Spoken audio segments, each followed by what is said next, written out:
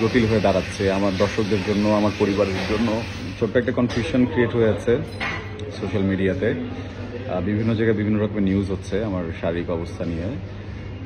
এটা নিয়ে আসলে ঘাবড়ানোর কিছু নেই, নিউজগুলো ফেক। কারণ আমি এমন কোনো শারীরিক জটিলতার ভিতরে নেই যেটা প্রাণনাশক, বা এমন কোনো শারীরিক জটিলতার ভিতরে নেই যেটার জন্য আমি খুব বাজে রকমের অসুস্থ হয়ে পড়বো। হ্যাঁ, আমার সৃষ্টিকর্তা যদি চান হয়তো আমি এই মুহূর্তে এখানে অসুস্থ হয়ে যেতে পারি, দ্যাটস আ ডিফারেন্ট সিনারিও। কিন্তু এমন কোনো রোগ এখনও আমার শরীরে বাসা বাঁধেনি আলহামদুলিল্লাহ, যেটার কারণে টেনশনের কিছু আছে। এখানে একটা বিষয় হচ্ছে, আমরা অনেকেই স্মোক করি। হ্যাঁ, আমিও করতাম, এখন সেটাকে অনেক কমিয়ে এনেছি, বা 3 দিন 4 দিন করি না।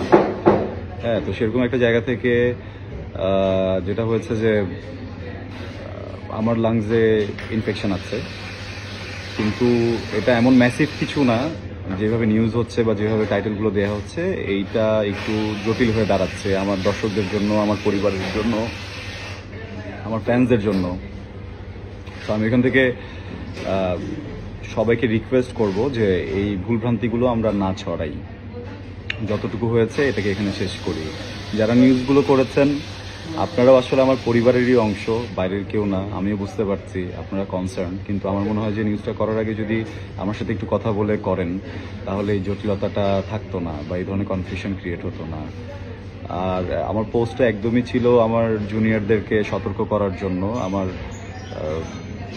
অনুজদেরকে একটা দিক নির্দেশনা দেওয়ার জন্য, যেন ওরা সিগারেটটাকে হচ্ছে গিয়ে লাইফস্টাইল হিসেবে বেছে না নেয়।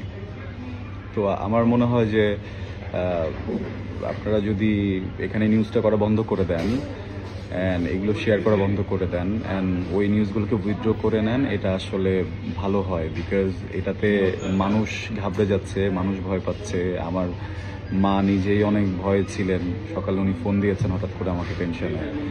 তো এগুলো তো একটু ডিফিকাল্ট। হ্যাঁ, আর আমার পোস্টের কারণে যদি কোনো কনফিউশন ক্রিয়েট হয়ে থাকে আমিও সরি। আমার আরও মনে হয় খুলে বলা উচিত ছিল, যেটা আপনাদের বুঝতে সুবিধা হতো। সবার জন্য ভালোবাসা, সবাই সুস্থ থাকুন অ্যান্ড পারতপক্ষে সিগারেট, ভেপিং বা এই ধরনের যে কোনো রকমের বদ অভ্যাস থেকে দূরে থাকুন। ভালোবাসা।